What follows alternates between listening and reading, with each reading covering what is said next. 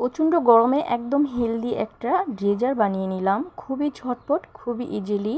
যেহেতু এখন তরমুজের সিজন, তরমুজ যেহেতু রিফ্রেশিং একটা ফল, আমরা তরমুজের স্বাদটা কিন্তু ভিন্ন ভিন্নভাবে নিতে পারি। আর এটা কিন্তু খুবই হেলদি। তো প্রচণ্ড গরমে এভাবে পুডিং বানিয়ে দিলে বাচ্চারাও ভীষণ পছন্দ করবে, বড়রাও। আর এটা অনেকটাই হেলদি, এটা খেলে একদম প্রাণটা ঠান্ডা হয়ে যায়।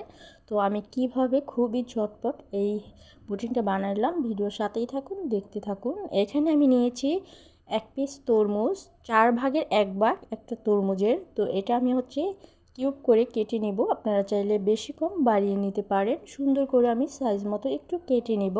আপনারা আপনাদের পছন্দ মতো কেটে নিতে পারেন।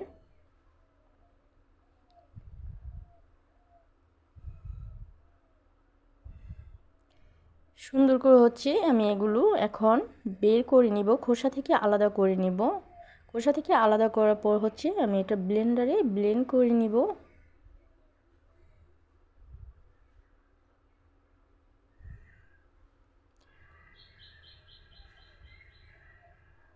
আমি সুন্দর করে এটা ব্লেন্ডারে ব্লেন্ড করে নিচ্ছি। ব্লেন্ড করা হয়ে গেলে এটা একটা ছাঁকনির সাহায্যে সুন্দর করে ছেঁকে নিতে হবে। যেহেতু বিচি আছে, বাকি যে জুচের পরে যে অংশটা থাকে সেটা ফেলে দিব। আমি ছাঁকনির সাহায্যে ছেঁকে সুন্দর করে জাস্ট শুধু জুসটা নিচ্ছি। জুসটা নেওয়া হয়ে গেলে আমি মেপে নিব কতটুকু জুস নিব। এটা পরিমাণটা আমি মেপে নিলে ভালো হবে। আমি এটার 1 গ্লাস জুস নিলাম।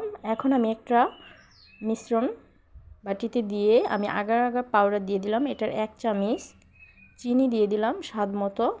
দিয়ে আমি সুন্দর করে এটা ঠান্ডা অবস্থাতেই মিশিয়ে নিলাম। অবশ্যই ঠান্ডা অবস্থাতে মিশিয়ে দেন চুলাতে দিতে হবে। যদি গরম অবস্থাতেই আপনারা মিশাতে যান তাহলে কিন্তু আগার আগার পাউডারটা জমে যাবে। তো সুন্দর করে এটা 2 মিনিটের মতো জাল করে আমি এরকম একটা বাটিতে একদম গরম অবস্থাতেই জমার জন্য দিয়ে দিলাম। 1 ঘন্টা পরে আমি আসলাম, আসার পরে দেখলাম একদম জমে গিয়েছে জেলগুলো। সুন্দর করে আমি এখন কিউব করে কেটে নেব। আপনারা আপনাদের পছন্দ মতো কেটে নিতে পারেন। আমি যেরকম পারি ওরকম করে আমি কেটে নিচ্ছি। আর অবশ্যই আগার আগার পাউডার দেওয়ার পরে কিন্তু ঠান্ডা অবস্থাতেই সুন্দর করে মিশিয়ে নিতে হবে।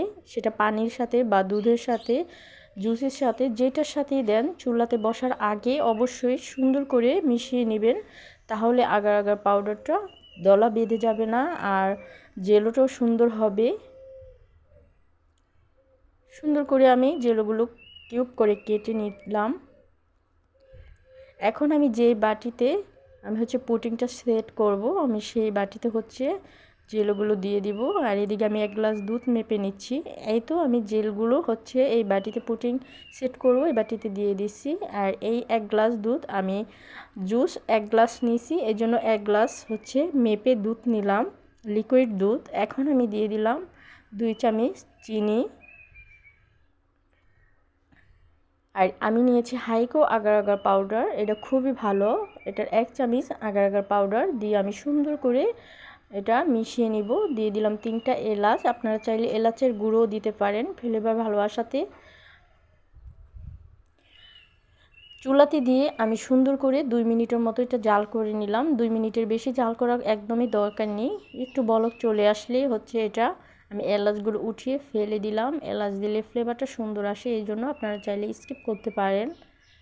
দুধটা জাল করা হয়ে গেলে আগে থেকে সেট করে রাখা জেলের মধ্যে আমি গরম অবস্থাতেই দুধটা ঢেলে দিলাম।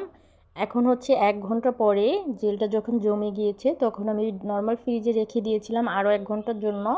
দেন আমি নামিয়ে এখন পুডিংটা কেটে দেখাবো আপনাদেরকে। অবশ্য আমি তরমুজের জেলগুলো দেওয়ার পরে একটু নাড়াচাড়া দিইনি, এই জন্য আমার জেলগুলো একদমই এক জায়গায় জমে রয়েছে। আপনারা অবশ্যই একটু নাড়াচাড়া দিয়ে দিবেন দুধটা দেওয়ার সময়। এখন একটু কেটে দেখাচ্ছি। এটা খেতে এত বেশি মজা হয়েছিল, দেখতে তেমন সুন্দর না হলে কিন্তু খেতে বেশ মজার ছিল। দেখেন পুডিংটা, জাস্ট দেখেন এতটা সফট হয়েছে আর এতটা ইয়ামি হয়েছে, যেটা আমি নিজেও কখনো ভাবতে পারিনি। আমি এই ফার্স্ট টাইম বানালাম। কেউ পুডিং বলে, কেউ ডেজার্ট বলে, যে যেটা বলেন, বাট খেতে কিন্তু বেশ মজা হয়েছে। আমার বাসার সবাই এত এত পছন্দ করেছে। আর এটা বানাতেও খুবই ঝটপট বানানো যায়, খেতেও দারুণ মজা। আল্লাহ হাফিজ।